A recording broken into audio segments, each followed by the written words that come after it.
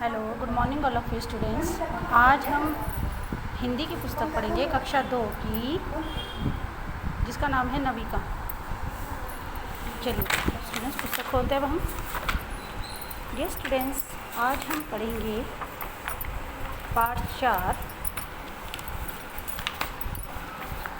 नील गगन में पंछी। ठीक है स्टूडेंट्स, पृष्ठ संख्या 23 पर।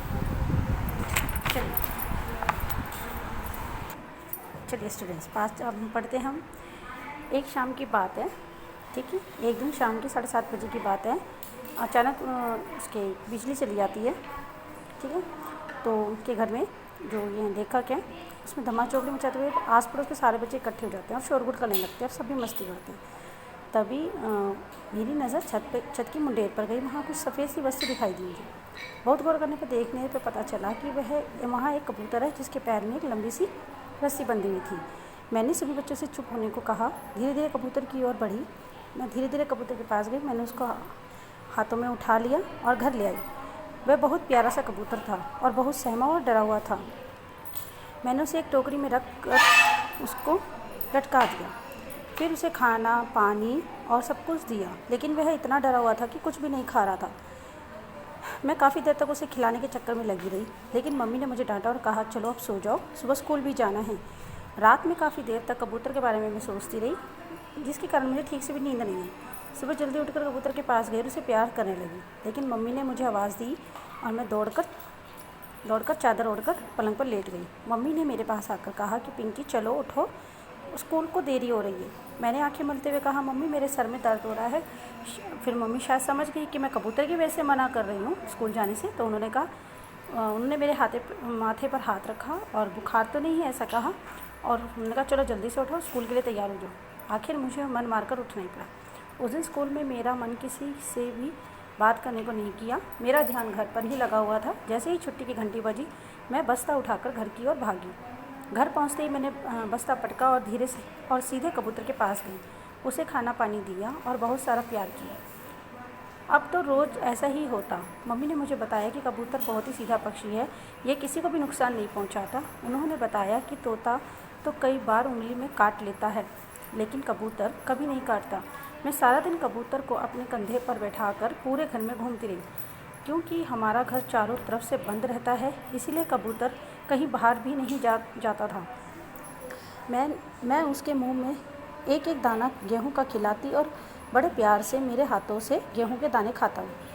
हम सब उसे बहुत प्यार करते हैं, इसीलिए उसका हमने नाम प्यारे रख दिया था। हमसे प्यारे कहना शुरू कर दिया था हम सब ने। जैसे ही मैंने उसे प्यारे कहकर आवाज़ देती, वह गुटरगू करता मानो मेरी बातों का जवाब दे रहा हो।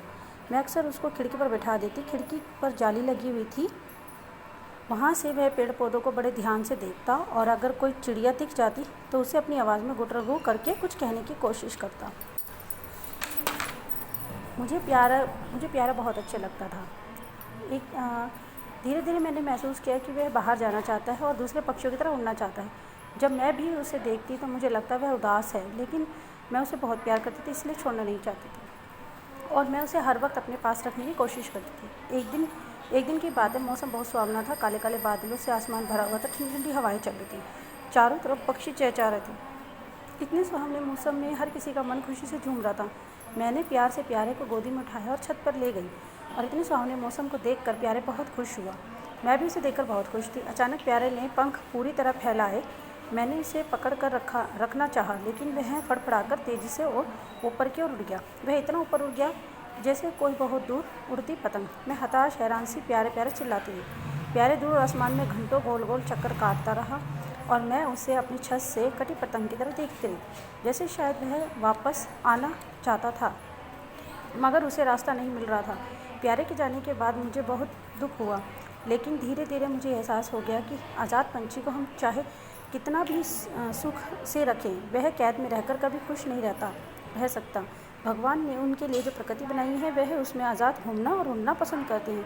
किसी भी पंछी को पिंजरे में रखने से उसकी आज़ादी छीन जाती है। वह पक्षी हमें कुछ नहीं बोल सकता, लेकिन उसका मन अंदर से रोता रहता है और वह आज़ाद होना चाहता है। पक्षी प्रकृति की गोद में ही सुंदर लगते हैं, उनको कभी पिंजरे में बंद नहीं करना चाहिए। उस दिन के बाद मैंने ये प्रण किया कि कभी किसी पक्षी को पिंजरे में बंद करके नहीं रखूँगी।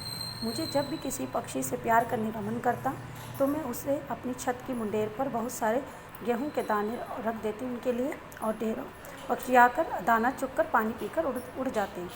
मैं उन्हें देखकर बहुत खुश हो जाती थी। चलिए स्टूडेंट्स, आई होप आपको ये चैप्टर समझ में आया होगा कि हमें कभी किसी भी पक्षी को कैद करके नहीं रखना चाहिए। भगवान ने सबके लिए अपनी अपनी प्रकृति है जिसमें वो जीते हैं, खुश रहते हैं, और सबको जीने का हक है खुशी से। तो आई होप आपको ये पाठ अच्छे समझ में आया होगा। Bye students, take care, stay safe and stay healthy, and thank you for listening, and video को लाइक एंड शेयर करिए। Thank you.